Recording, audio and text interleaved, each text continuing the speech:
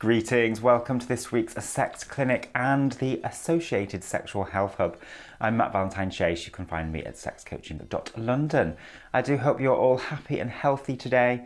We have one question in the Sex Clinic, and for Sexual Health Hub, I'm going to be just waffling.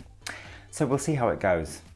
Sex Clinic this week, the question is, I've been with my girlfriend for Sorry, it's not funny. I'm so sorry. I laugh inappropriately. It's not funny.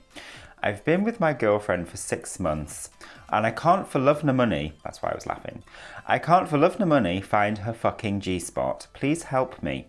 That's the question. I have no more information to go on.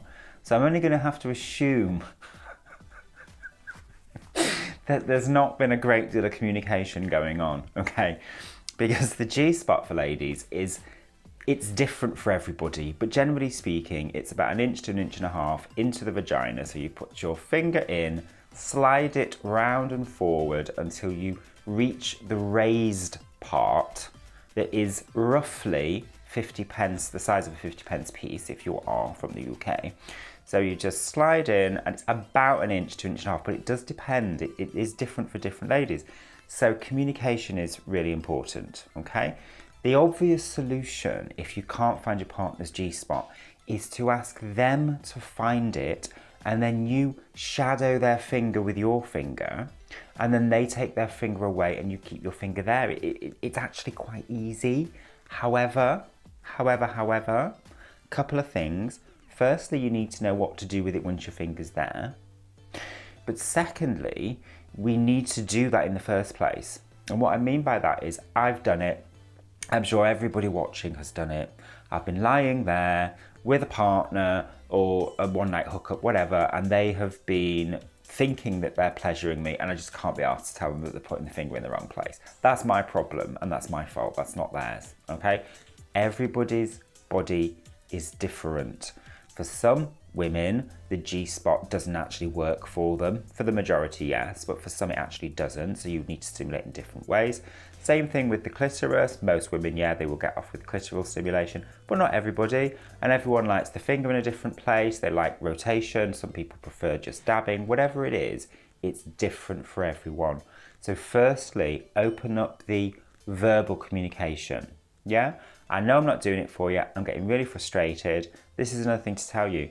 When we get frustrated, it gets in the way of our kind of sexual energy and our emotional connection and flow. So we're not going to do things perhaps correctly that we would if we weren't getting so frustrated. Yeah. So even our mannerisms and the pressure, it might even be too hard because you're frustrated. So verbal communication first, get that off your chest, apologize actually and say, look, I'm really sorry. I'm clearly not doing it for you. How about you show me? If she's already shown you, ask her to show you again. Say, I'm not getting it. Show me again. Yeah. I'm not a great fan of getting a book on it. You may or may not have already done that. By all means do that, but personally I think experimentation is much, much better, actually, quite frankly. Get a book if you want to, read it together if you want to, if that works for you. But I would just open verbal communication, get those clothes off, explore each other's bodies, because your pleasure is important too, but then really make that particular session mainly about her. Right, come on, love, I'm really going to try and get you off, yeah? And keep trying in that way. Remember, frustration gets in your way, so get that out of your system first by having that verbal communication. See how you go with the shadowing her finger. Ask her whether she likes a lot of pressure or light pressure, whether she likes the dabbing, I call it dabbing, just tapping basically, or circular movements, or up and down, side to side, whatever it is, and keep doing it and watch her responses. And also ask her and say, I need you to open up a little bit more. Don't be so shy and tell me, no, actually that's not right, try it this way. Try that, see how you go, and then get back to me. If it doesn't work, fine, I'll try something else, okay? I hope that helps. And you're clearly from the northwest of England. Can't for love nor money. Fabulous, fabulous. Okay, Sexual Health Hub. Fantastic. Sexual Health Hub this week. We're doing a series on STI of the week. I'm having a break this week from that, so we'll return to that next week. But this week I want to talk about, I'm going to try and do it in 3 minutes. Physical health sexual health, mental health, okay? They're all linked. If you're off in one or more of those areas, it's going to impact on the others, okay? So if you are feeling depressed, for example, quite often, especially if it's clinical depression, sometimes we actually find touch quite difficult. Even though that's something that we actually probably really, really need, we can sometimes actually recoil from it. And what's going on there is quite complex, but it's your mood has dipped, there's a clinical depression, that actually affects physical sensation. So physical sensation can sometimes feel a little bit uncomfortable. That then triggers the emotional, mental health stuff.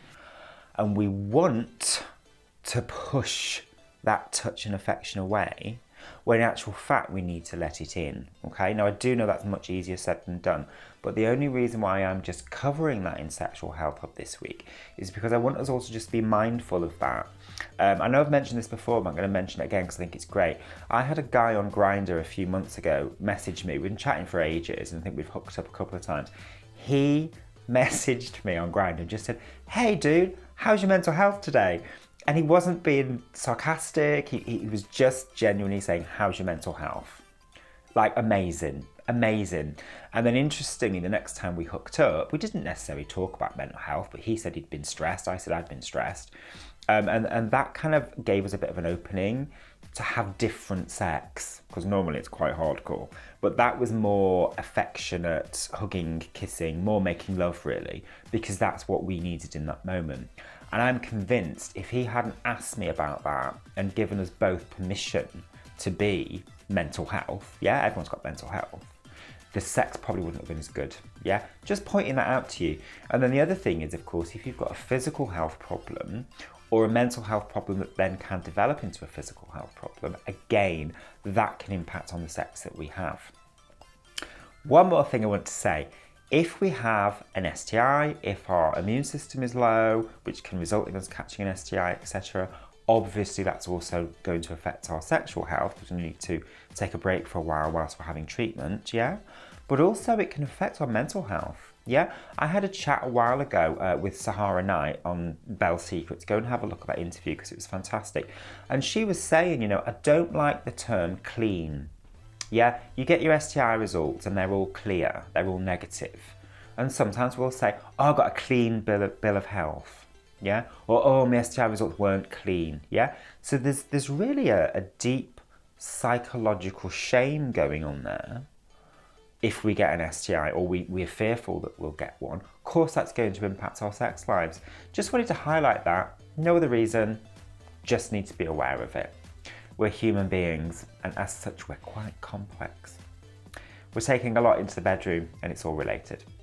I hope that helped. Lots and lots of love. Just a little reminder, in celebration of our 100th show, which I think was last week, I'm offering packages with a massive 33% off. You must mention Belle Secrets when you book. Okay, and that's just until the end of April. And there's also a giveaway, which Christelle will tell you about. Lots of love. Have a great week. See you next week. Bye for now.